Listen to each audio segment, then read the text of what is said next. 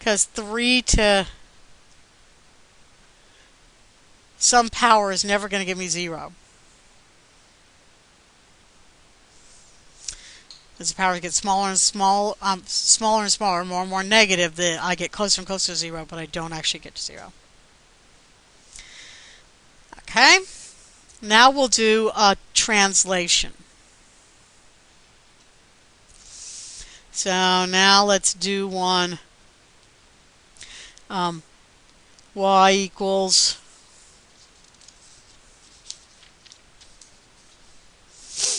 we'll do the basic form for the translation. Log base b, whatever base you got, x minus h plus k. Now if you're inside parentheses, you know that that is an h. If it's inside the parentheses with the x, it's an h. If you're not inside the parentheses, then you're a k. Sometimes this form is written as y equals k plus log base b of x minus h, to distinguish the k, separate from the log, so you know that that's really the k. All right, so h is going to be your left-right shift.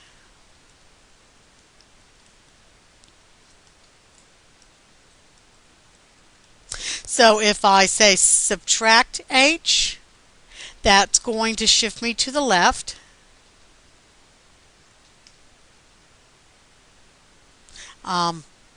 Subtract h shifts me to the y. Sorry, I'm just getting my left and my right confused. That's a little crazy. Come on. There we go. Subtracts h moves me to the right. Plus h moves me to the left. The k is going to be the up-down shift. Plus k is going to go up. Minus k is going to go down.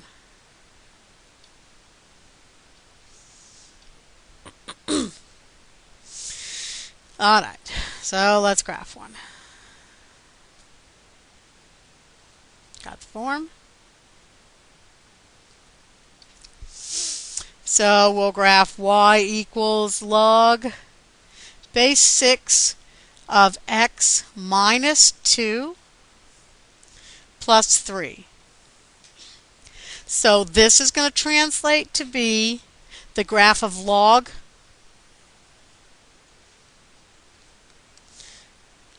base 6 of x, but shifted right by 2 and up 3.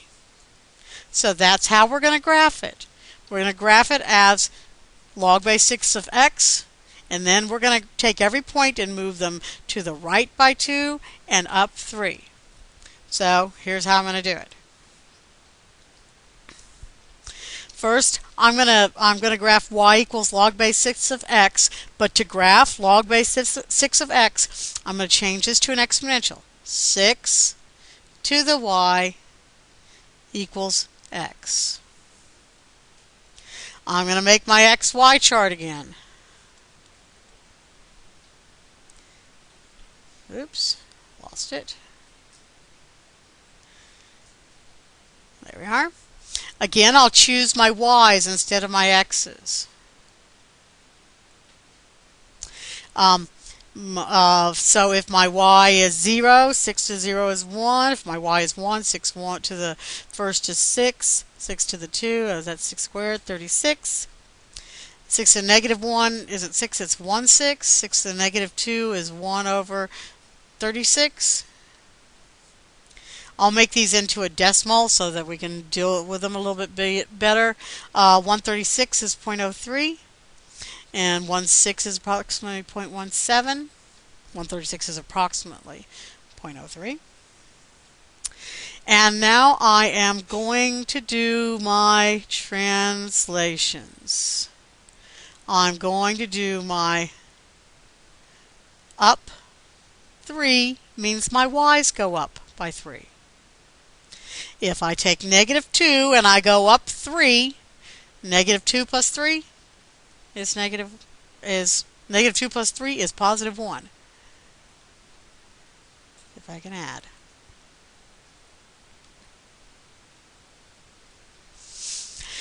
Negative 1 plus 3 is 2.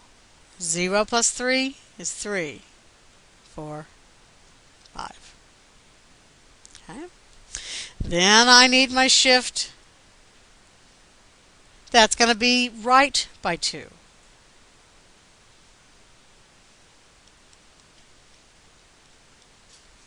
So if my x is sitting at 0.03 and it moves right by 2, that means I add 2 to 0.03 and get 2.03.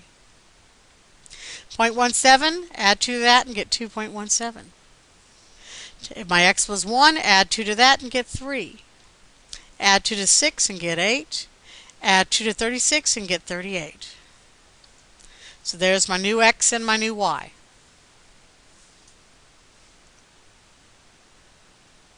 Okay. I'm going to go ahead and graph both of those equations on my graph so that we see the actual translation. So my y's go as low as negative 2 and up to 5. 1, 2, 3, 4, 5.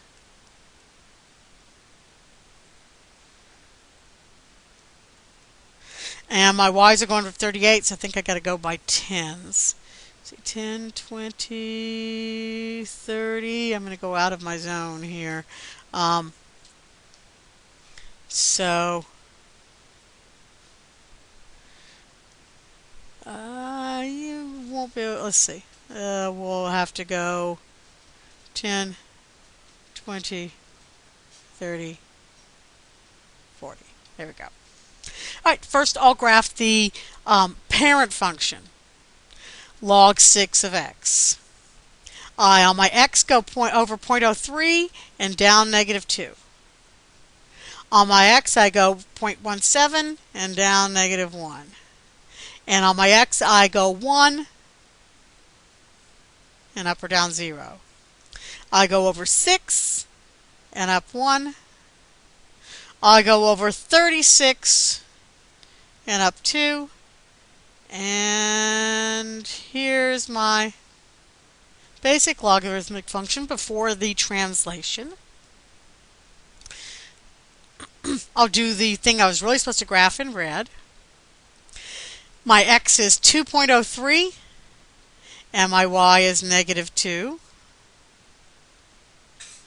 My x is 2.17 and my y, excuse me, if I could read here. My x is 2.03 and my y is 1. Whoopsie. My x is 2.17 and my y is 2.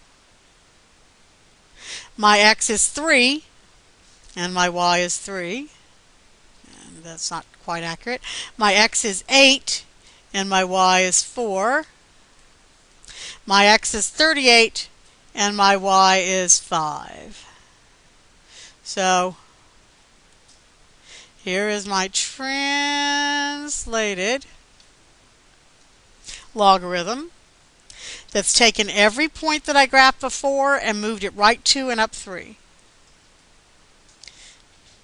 Take that point on the to the right, move it right by 2 and up by 3, and you get the point on the red.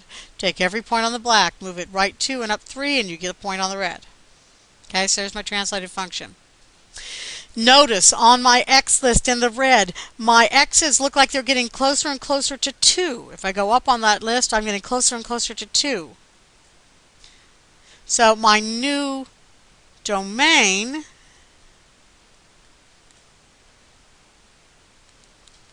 is going to be x greater than 2.